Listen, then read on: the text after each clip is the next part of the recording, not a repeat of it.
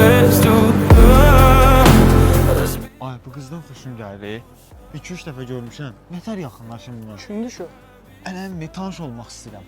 Tanış olmaq istəyən götürən ki, xanım tanış olaqda nə var ki burada? Doğrudan? Əlbəttə ki. Gözdə geyirəm, gözdə. Salam xanım, tanış ola bilərik? Xeyr olmaz. Yaxşı.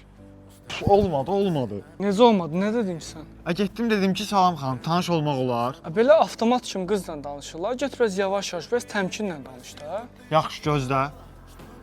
Salam xanım, tanış olmaq olar. Xeyr. Hayda, bu səfər də alınmadı. Nə oldu yenə? Getdim sən dediyin kimi yavaş-yavaş dedin də. Onda sən bilsən neynə? Biraz güləriz ol, biraz gülə-gülə danış xanımla. Hə, yaxşı, gözlə. Alım, tanış olaq. Yox olmaz. Yaxşı. Yenə.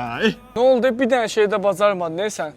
Gəl bura sənə göstərim qızla necə tanış olmaq lazımdır. Gəl bura, gözlə burada. Здравствуйте, девушка. Какая вы такая красивая.